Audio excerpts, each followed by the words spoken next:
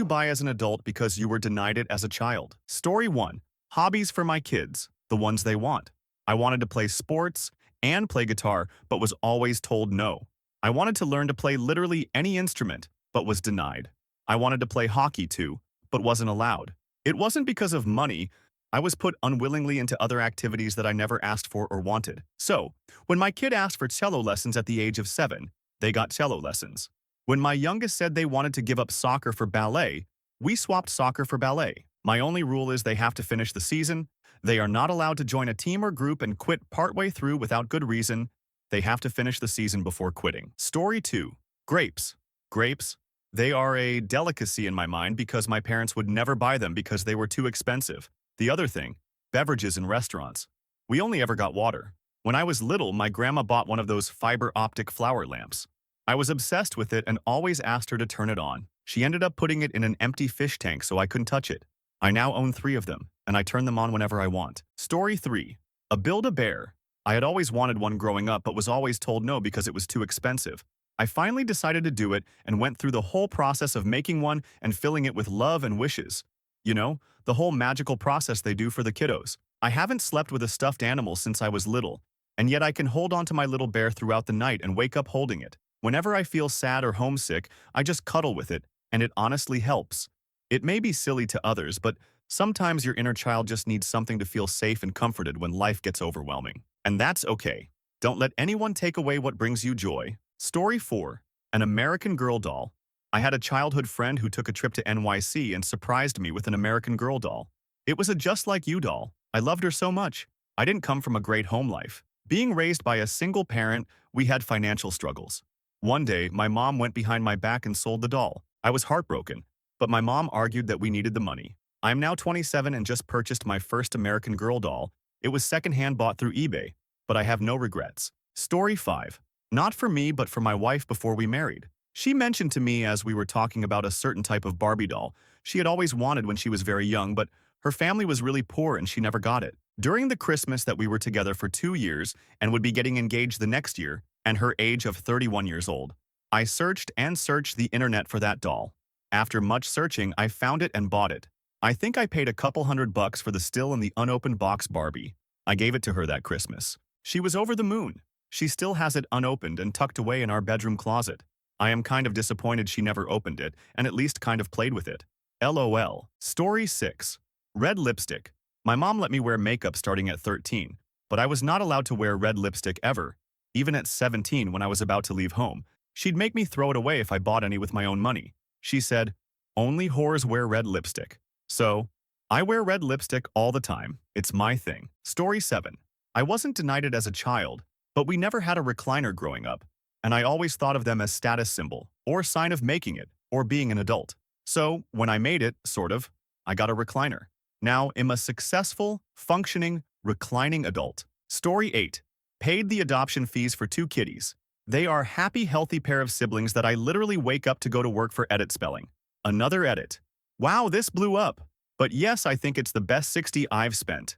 Guess I'll tell you the funny story with them. I have 2 cats, an orange fluffy tabby boy named Ginger, and a Void Queen black cat girl named Tony. I was always wanting to get 2 cats, not 1, since I've heard it's better for them. So it's funny that the person letting me adopt demanded that if I take the fluffy tabby, I take the black cat. I couldn't have been happier. 2 cats for the price of 1? Sold. And I've always loved black cats. Tony is a diva, and I love her and her brother Ginger. As of this post, Tony is sleeping on top of my fuzzy jacket, and Ginger is in a box of blankets for guests. Story 9. Weird. But anytime I'm at a parade or fireworks show, I buy whatever my tiny 5-year-old self would have wanted. A light-up unicorn sword? Yep. I love it intensely for that night, and then give it to a friend with small children, healing me and paying it forward. Buy the weird thing. Story 10. Feeding the giraffes at the zoo. It's just a second and it's over. It's not worth it, my mom said. I feed all the animals at the zoo now. The only one that's ever been a disappointment was Budgies. They weren't really hungry, but that was only $1, so who cares? Story 11. Not something I bought per se, but I run the A-cheat whenever I'm hot-cold. You'll pay the bill if it means being comfortable, especially if it's the summer. Story 12. The good ice cream. Growing up, it was usually a big tub of the generic brand as the birthday treat. Now I can get Ben & Jerry's and not have to share with anybody. Story 13. Every time I go to Costco, I am confronted by the thought that I'm the only person stopping me from buying and eating an entire cheesecake, and frankly, I don't think I'm ready for that kind of responsibility. Story 14 Food. Growing up with an abusive mother who used as a weapon and control mechanism. Then got married very young and we so dirt poor we were starving for a long time. So when I could eat when and how much I wanted to, became a massive overeater and comfort eater. Took me years to reach a happy medium. Story 15. An American Girl Doll. I loved those books so much, and my favorite ones were about Samantha. She was always my favorite. I wanted one for Christmas so bad. I never got one. I remember that Christmas. My sister got a brand new Nintendo DS, and I got a Barbie doll. They made all sorts of excuses about how I wouldn't play with it and how expensive it was. But all I saw was how much my sister was favored, and that hurt. 20 or so years later, American Girl is doing a revival of the original style. I bought one so fast it made my credit card scream, but a few weeks later I had the doll I'd always wanted. I don't play with her. She's more of a collector's item. But I get to hold her and brush her hair, and something about it is just so comforting. Story 16 Bananas. My parents would never buy them. They always complained about the price and how fast they ripe and rot. There's a simple solution to that: eat them. Bananas are not all that expensive either. Story 17 Nutella and Pop-Tarts. My parents hated them. I bought both on my 50th birthday. I thought Nutella was too sweet and thick. It was difficult to spread. I couldn't get through my first jar. Pop-Tarts are awesome. Story 18. Shoes I like. Anything I like. But really, shoes. I bought hundreds of pairs of shoes, mostly boots. There came a time when I had to move and downsize, and that's when I realized I had a serious problem with impulse control surrounding shoes. I wasn't allowed to wear what I wanted. My mom wanted a girly girl, and I'm not that. I have better impulse control now, but still a wonderful collection of boots. Anyway, today my mom asked why I had Lucky Charms S'mores cereal, as I had never eaten those cereals as a kid. Well, Mom, I wasn't allowed to eat sugary cereal as a kid, but now I'm 47 and I can eat what I want. Story 19. Uncoordinated furniture, non-matching dishes, thrift store clothes, varying colored shoes, garage sale items, dark-colored clothes, silver jewelry, etc. My mom was obsessed with everything being new, perfect, matching, and girl colors. Oh, and all jewelry had to be gold. Now that I'm an adult, I can have whatever I want and never wear pink ever again, and it's glorious. She despises that all my furniture was bought via thrift or marketplace, that I don't have a matching dish set, bedding set, or living room set. I see zero point in spending money on brand new things, especially with kids around. I had to walk on eggshells growing up for fear I'd break something or spill something. My kids don't get yelled at for breaking a plate or spilling a glass of Kool-Aid, because they're human and mistakes happen. I also don't lose my mind because I didn't spend an entire paycheck on the matching dishes. It sounds silly, but it's just nice to actually live in my house and not just be a guest in it. Story 20. When I lived in a joint family with my aunt, she would tell me to not eat butter or cheese as it would make me fat. I guess she didn't want me using up her groceries. What a mean thing to say to a 10-year-old. I splurge on butter, cheese, and the good sourdough breads now as an adult, and so does my daughter. Story 21. This might sound dumb, but for me it was that thing that sits on the counter to hold a roll of paper towels. I was always told as a kid that we couldn't afford to waste money on one. Now I have one in every room to overcompensate. Story 22. When I turned 18, I drove myself down to Walmart and got a case of pop and some sugary cereal, specifically Reese Puffs. My mom was really pissed. She called my dad, who told her, "Be happy, he's not buying cigarettes, booze." And Story 23. Paracetamol. I've always had headaches, reality bad ones due to damaged nerve in the neck when I was born. My mother always refused to give me aspirin because it would go away. I used to gently bang my head against the wall to ease the pain, not a joke, or turn all lights and sound off because of the nausea. When I went to college, I bought myself a box of Nurofen. That was a life changer. Story 24. Boxer briefs. Mom got mad I even asked because I was a girl. I hate women's underwear with a passion because it's all uncomfortable to me. And yes, even the boy shorts sucked. Never went back after buying my first pack. Story 25. In general, we always got the cheapest knockoff versions of things. We weren't poor. Parents got quality things, but the kids, if they asked for Crayola, would get some shitty knockoff too waxy and hard dollar store crayon, or secondhand, pre-broken, dirty, and used Crayolas. Now, as an adult, I love providing quality and enjoying quality within our means. Story 26. For me, it is the opposite. My parents bought me and my brother nice things, but then fought constantly about money, and oftentimes tried to make me and my brother feel ashamed for not showing enough appreciation for it. All I wanted was a functional, safe, and happy home. So, as an adult, I strive for minimalism and frugality. I take great delight in being frugal and living as basic as possible. I wear plain cloths, drive a plain car, and do not use credit for anything because keeping up with the Jones and my parents' warped priorities. Story 27. Vet apps for my cat. We had so many consecutive cats growing up, but my parents never got them shots, so they all died of feline leukemia or other terrible deaths. Now my cat gets all his shots and his teeth cleaned, and his own room, and basically whatever he wants and needs. I got him from a shelter when he was 4. We both hit the jackpot when we met each other. Story 28. Whatever I want? Is that an answer? In all honesty, I remember being like 14 and my dad and his girlfriend making breakfast one morning. I didn't want to get out of bed because I had cramps. I did anyway. I went downstairs and as soon as I got in the middle of the kitchen, I felt my period come. Not just a drip, a clot. I said I needed tampons. I was told I had to work with panty liners because that's all we had, and neither of them had the money to go get tampons. I had to use toilet paper all weekend until I got to school and could buy a box in the school store with my own money. I was a sophomore. I buy tampons whenever they're BOGO now. I have like 6 boxes under my sink and keep a mini purse full of them in my regular purse to have on hand and give out to any other ladies in need. Story 29. Cereal. Grew up very poor. It was a luxury we just could not afford. Staying at a friend's house was sometimes a bonus because they would have Trix or Golden Grams or, if I was really lucky, Crunch Berries. Now that I have a career job and a steady source of income, I always have a box of cereal in the pantry. Story 30. A house. My father refused to buy an actual house. We lived in rinky-dink, tin can trailer homes my entire childhood. It wasn't until I reached adulthood that I basically forced him to sign the papers for my mother, buying a not rinky-dink trailer home 14x83 bedrooms. 2 baths, because the paper ceiling was collapsing and the mice had eaten the wiring in the 1960s.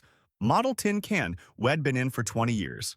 Decades of fear of severe storms, too. I bought a house, something my parents never wanted managed to do. Story 31. I painted my walls. We always rented and were never allowed to paint it. But now that we own a house, I can paint my walls whatever I want. We also bought a house with a treehouse. I need to fix it up before my little one is big enough to use it, but am expecting to spend lots of time in it myself. Story 32. Every time I get paid my kids and I always buy 10 items each, from candy to blankets or toys. It heals my inner child and makes them so happy when they can get to pick something out. Got those science experiments you'd buy from Target Mart, where you'd make your own crystals and stuff, was so fun lol. Story 33. One of those stretchy black plastic chokers. My mom would never let me have one, said that only sluts wear them. Joke's on you, Mom. You raised A anyway. Also dental care LOL. Story 34. A Christmas tree. When I was a kid, my family went really big on Christmas. We had a little 12-inch metal tree that sat on our coffee table. It was cute, but I always envied those tall, classic-looking Christmas trees. I'm not up for the upkeep of a real tree, so I bought a really realistic-looking fake one. It's 6 feet tall, and I bought red and gold ornaments to go on it. My husband says it looks like a Hallmark tree, which is exactly what I was going for. It makes me so happy to put it up every year. My husband and I started all these cheesy little Christmas traditions too, so I'm glad our kids will have those memories one day. Story 35. A huge Lego set. My family could never afford the $200, $300 kits, so for Christmas last year, my husband got me the huge Rivendell El Otter Lego set. In return, I got him a sports car Lego set. And for Christmas, 2 30-year-olds sat around the table drinking champagne and eating a delicious cheese board while building Legos. No regrets, definitely planning to recreate this Christmas. Story 36. Back in the day, Dairy Queen served ice cream in a plastic MLB helmet. I always wanted all of them, but we were poor. As an adult, I own every MLB hat and even organize them to reflect the current standings thought the season. Story 37. My kid has a Barbie dream house. Her own American Girl doll, my grandmother's AG doll that I wasn't allowed to touch, Legos, a playhouse. The biggest is dental care. She gets regular checkups and had fillings done. Story 38. I grew up with 2 brothers and a sister. Every time we would go to McDonald's, my parents would get us 2 small fries and makes us share. And no, 2 small fries didn't go very far between 4 kids, especially when I got to age 10 or so. So now when I go to McDonald's, which is admittedly not often, now that I'm in my 40s, I get a large fries I used to get supersized back when they had it. And woe to anybody, be they family or significant other, that dares reach for my fries. I spent my childhood fighting over fries, and that is a red line. You reach for my fries at your own risk. Story 39. A whole roast. As kids, if Mum made the roast, We'd get a ridiculously thin slice of. My first paycheck, I bought a 2 5-kilo hunk of pig, roasted it, and did my best impression of one man eating 2 5 kilos of. I did not get far into it before I couldn't eat anymore, but at least I stopped when I was ready. Story 40. Not me, but my mom had a porcelain doll from my grandmother. It was very old and a bit fragile. One day, she casually told me she had sold it. I was a bit shocked as I assumed me or my sister would inherit it. But she sold it to a very old lady 80 years plus. The old lady had several porcelain dolls and told my mom she was very poor when she was a child. Never had a doll and always dreamed of having a porcelain doll but never told anyone. So when her husband died, she started buying porcelain dolls. She loved every one of them and she was truly very happy. So I glad my mom sold the doll. I know the old lady loved it more than I ever would. Story 41. You know those shitty peel blister packs with shitty breadsticks in one section and shitty cheese spreads in the other? Those. Also, Dollar General has those, but with pretzel sticks, which are a major upgrade. Story 42. Shoes. Okay, like I had shoes, but only a single pair a year. So by the time clothes shopping came back around, they were duct taped and basically falling apart. The status I felt in school was seeing other kids with clean shoes and being able to match their outfits. I know this seems trivial, but it affected me. So as soon as I got money, I have a slowly bought shoes to match my vibe. I've calmed down, but my God, the first pair of sneakers I bought, I felt like I made it. Story 43. Food. The first few times I was able to walk into a grocery store or restaurant and pick whatever I wanted, within reason I just broke down and sobbed. No more worrying about if it'd have fresh, non-spoiled, non-bug-infested food. No more counting pennies just so I could have a larger serving. If I was out and about and got hungry, I could just go get food. I didn't have to fill up on water anymore. I've been learning how to cook all sorts of things since then, and try to always have food available for visitors. No one will be hungry in my home. Story 44. A separate bedroom for my daughter. This was actually difficult for me to grasp. When we moved into our new flat with a second bedroom and stopped co-sleeping, I had no idea how to set it up.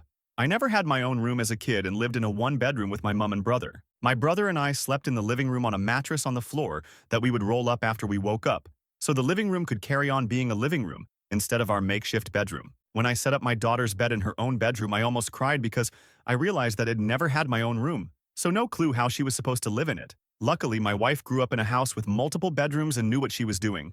Oh, also a fridge full of fizzy drinks and a cabinet full of crisps. Also something I never had as a kid, but when I went to my rich friends' houses, they always had those on request. Story 45. An original NES. When I was younger, my parents told me that video games would rot my brain. Also, 100 for the console back then was too much. So when I got my own money, hello, eBay? Also jokes on them. I married a gamer. The consoles, yes, plural, came with him. Story 46. A trampoline. I desperately wanted one growing up but wasn't allowed as I was told it was too dangerous. And my mother's best friend was a nurse who constantly had kids coming into hospital with broken limbs from trampolining. Obviously, it didn't help that I injured myself on a friend's trampoline too, but it was without a net. I now have a large trampoline in my backyard with a net that I frequently use and still feel kind of bad for owning. The novelty has not worn off even after almost a decade of owning one. Story 47. I specifically searched out Nike irons that my parents couldn't afford in high school. I didn't even ask them. They were too much and I didn't need them. The hard part was finding them. Left-handed, clubs from 7 years prior.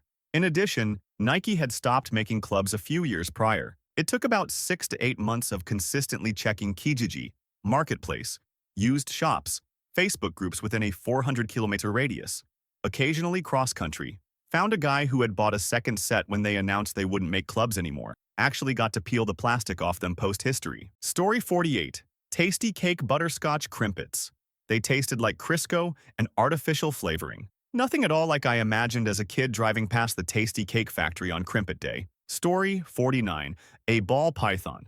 My mom said I could never have a snake as long as I lived with her. Well, once I moved out, nothing could stop me. She's now 7 and doing great. Story 50. Megazord figures. My folks were against Power Rangers because they do karate, and that will lead to Buddhism and Eastern mysticism. No, it doesn't. But in-house, they were never wrong. Story 51. I was forbidden to eat the expensive chocolate stuff in the snack closet pantry. So once in a while, I buy the expensive chocolate mint patties or sticks and squares from Ghirardelli. Story 52 went to Dairy Queen and ordered a large hot fudge sundae. Extra sauce? No ice cream, please. Yes, a delicious bowl of hot fudge sundae sauce. Story 53. In all honesty, baking supplies.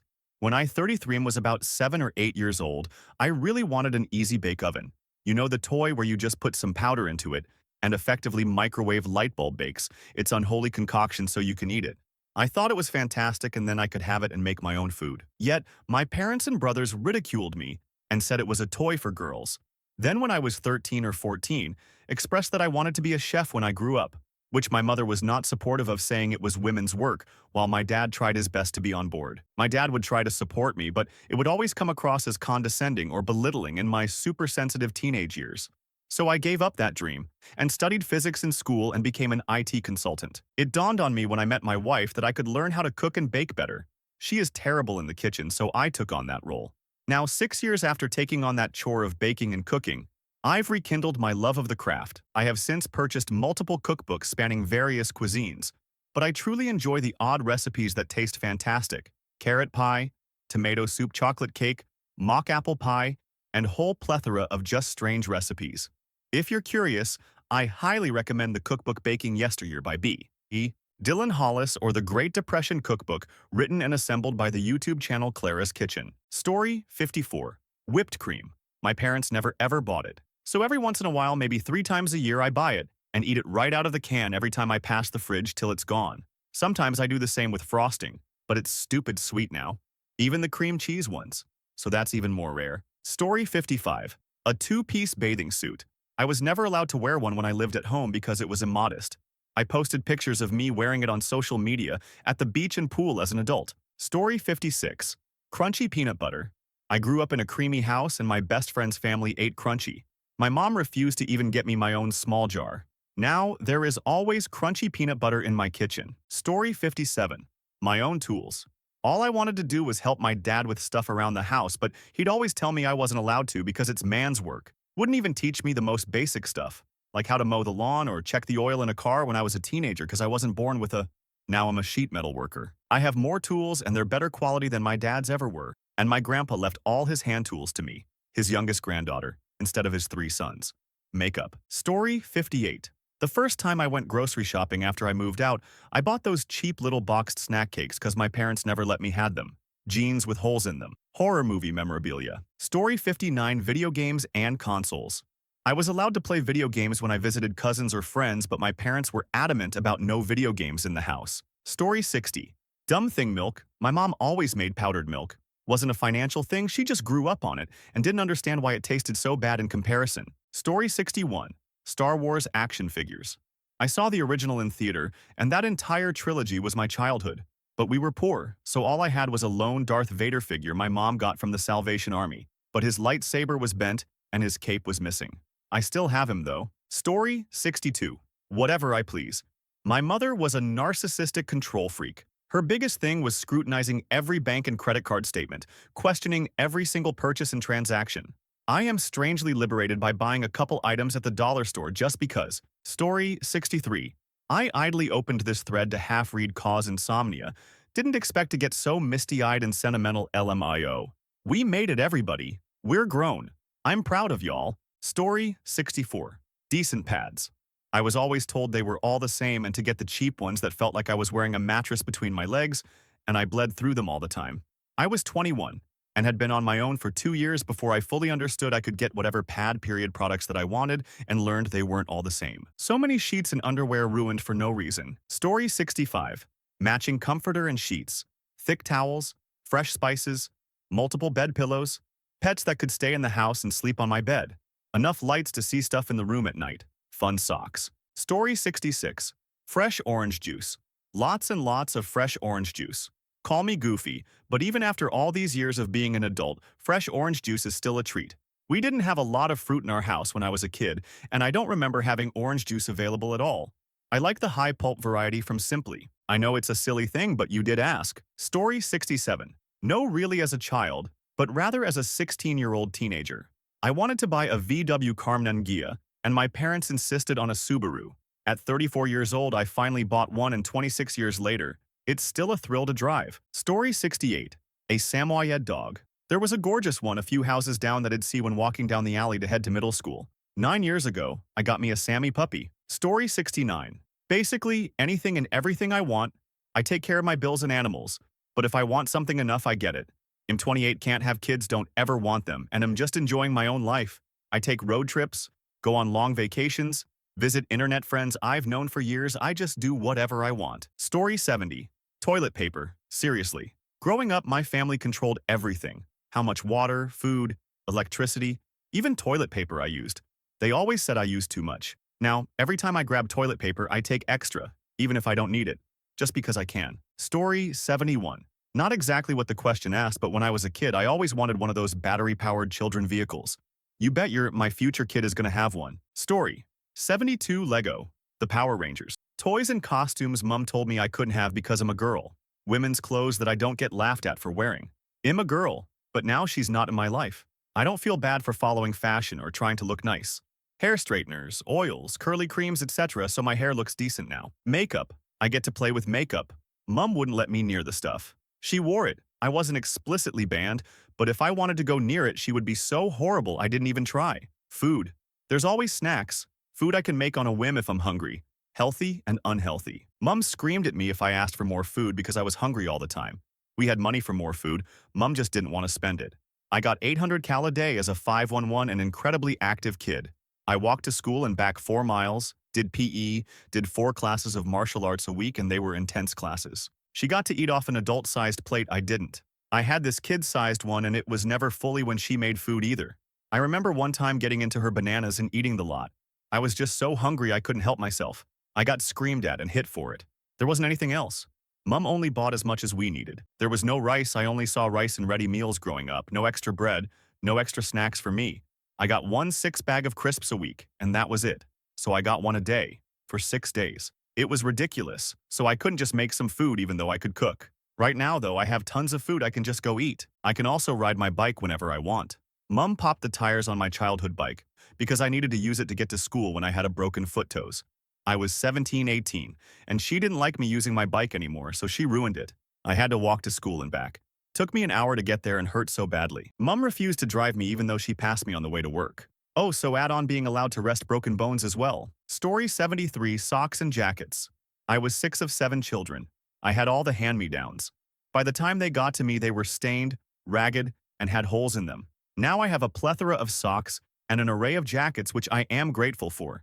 It's nice to be warm when it's cold out. Story 74. Kleenex. The soft, luxurious kind that feels like a silk sheet against my nose. Growing up, we used toilet paper or saved napkins from restaurants. Rough and far from kind to my delicate skin. In a big family, frugality was a necessity, and we made do with what we had. But now, every time I reach for a Kleenex, it feels like a little indulgence.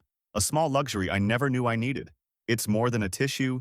It's a reminder that some comforts are worth embracing. Story 75. Always wanted childcraft books as a kid. As an adult, I bought the set secondhand just to have it and placed it on a shelf I had made. It's just a vision I always had as a kid, to have a shelf of childcraft books in order. Story 76. A fish. I had 2 fishes when I was really younger. My parents refused to buy me on through my teens because they didn't want to take care of it or clean out the tank. But once I got my first job and got my first paycheck, the first thing I did was go out and buy a fish. Story 77. McDonald's.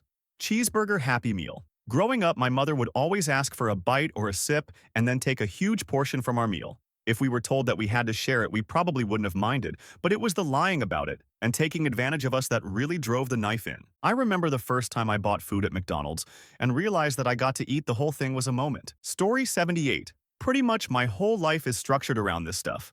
I grew up in a very restrictive Orthodox community. Today, I'm out as gay, I have 2 degrees, I live in Manhattan, I mostly eat what I want, I have a tattoo that I really like, I have a dog, that's a big one, and I don't shame myself for what I want. Story 79. Lots and lots of fast food. Don't be a crazy health nut parent not letting your kids eat junk food. They'll 100 develop a food addiction when they get older. Story 80. My parents never owned a house or a car. We lived in a shitty 2BR duplex apartment and had to either walk, take the bus, or depend on other people for transportation. I have a nice house in the suburbs that we've been in for over 20 years and have substantial equity in. And we own 2 cars that are both paid off. Story 81. More pairs of shoes than I can wear. I only had school shoes and Sunday shoes growing up. Now I have enough shoes to wear a different pair for an entire month. Not designer or expensive, just lots of them. Story 82. A dog. My parents never wanted Diggs because they both lost cherished dogs in their childhoods. I adopted one about 2 years after I moved out. He's gone now, but it was worth every moment, and I am so glad I had him in my life. Story 83. I have the opposite story. I've learned that I don't need to buy. It's okay to walk away without buying. We were poor growing up, but my parents indulged us. Like we always got to have a treat at the grocery store. It was like a ritual. We'd go to some plaza and buy a particular treat from multiple stores. When we went out to eat, my mom was stressed about being judged for not spending enough. It kind of became ingrained in me to buy. Now I realize I don't need to buy that pastry just because we always did before. If I don't particularly want to eat it at the moment, I can skip it this time. It's interesting now, even though my mom is starting to get senile and we've moved to a different state for decades. If we go visit our old stomping grounds, she still wants to go buy those particular treats from those particular stores.